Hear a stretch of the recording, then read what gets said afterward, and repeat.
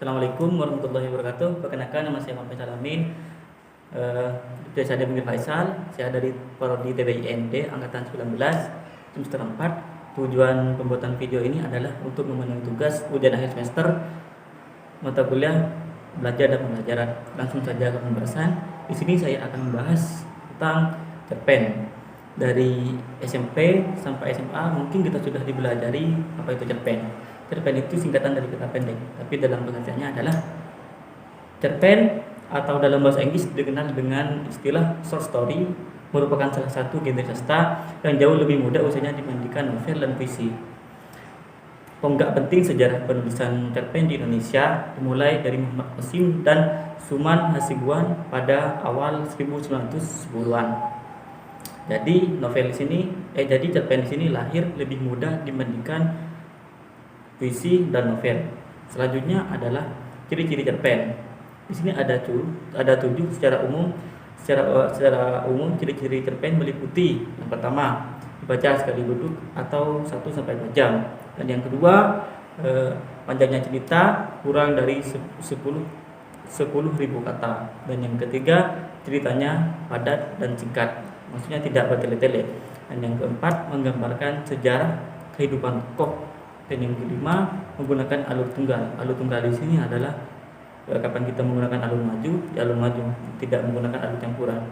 Dan yang keenam, sumber cerita dari pengalaman dalam kehidupan sehari-hari. Dan yang terakhir, yang ketujuh, ceritanya kurang kompleks dibandingkan dengan novel. Selanjutnya adalah unsur-unsur cerpen. Unsur-unsur cerpen di sini ada 2. Yang pertama, unsur intrinsik dan yang kedua unsur ekstrinsik. Yang pertama itu unsur intrinsik. Apa itu unsur intrinsik? Unsur intrinsik adalah unsur-unsur yang membangun karya sastra itu sendiri. Unsur-unsur ilmiah yang menyebabkan karya sastra itu hadir sebagai karya sastra. Unsur-unsur yang secara faktual dijumpai jika orang membaca karya sastra. Unsur intrinsik dalam karya sastra di sini ada khususnya cerpen meliputi tokoh atau penokohan. Dan yang kedua itu alur di sini adalah jalannya cerita. Dan yang ketiga adalah gaya bahasa. Yang keempat sudut pandang. Dan yang kelima latar ini adalah tempat atau kejadian satu perkara. Dan yang keenam itu tema.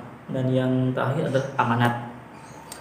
Yang selanjutnya adalah unsur ekstrinsik. Apa itu unsur ekstrinsik? Unsur ekstrinsik adalah unsur yang menunjang karya sastra yang berasal dari luar karya sastra itu sendiri, tetapi secara tidak langsung memengaruhi bangun cerita sebuah karya.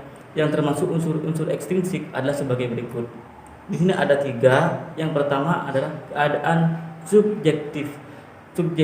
subjektifas pengarang yang memiliki sikap atau keyakinan dan pandangan hidup. Dan yang kedua, psikologi pengarang atau yang mencakup proses kreatifnya, dan psikologi pembaca dan penerapan prinsip-prinsip psikologi dalam sastra. Dan yang terakhir atau yang ketiga, keadaan yang di lingkungan pengarang seperti ekonomi, politik, dan sosial. Langkah-langkah menulis cerpen. Di sini juga ada langkah-langkah menulis cerpen. Ya, yang pertama itulah tentukan tema cerpen. Ya, tentu saja dalam mengarang sebuah cerpen kita harus menentukan tema terlebih dahulu, jangan langsung diisi. Misalnya kita jika mengarang kisah mengenai si kancil, kita harus menentukan tema terlebih dahulu, jangan langsung mengarang pada isinya. Karena tema adalah hal yang paling mendasar jika Anda ingin membuat sebuah tulisan. Jika cerpen Anda berlatar belakang sejarah atau bersetting daerah, jangan lupa untuk mengumpulkan data-data, keterangan atau informasi yang berhubungan dengan cerpen tersebut. Selanjutnya adalah tentukan tokoh yang terlibat dalam cerpen tersebut. Maksudnya tentukan tokoh di sini adalah tokoh di sini kalau dalam film itu dikenal dengan pemain atau aktor.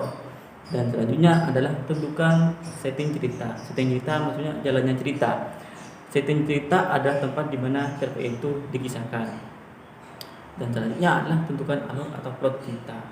Dan yang selanjutnya kembangkanlah cerita tersebut secara utuh. Dan yang terakhir, periksa ejaan, diksi, dan unsur-unsur kebahasan dalam cerita tersebut. Jadi ketika kita sudah mengarang satu cerpen, sudah menjadi satu cerpen, kita jangan lupa memeriksa ejaan atau tulisan kita kalau takut ada yang salah. Karena kalau satu kata pun ada yang salah, maka orang lain menilai kalau kita dalam membuat cerpen membuat dengan cara tidak benar, maksudnya sembarangan. Mungkin itu saja yang dapat saya sampaikan. Kurang dan lebihnya mohon maaf. Ihdinas siratal mustaqim. Wassalamualaikum warahmatullahi wabarakatuh.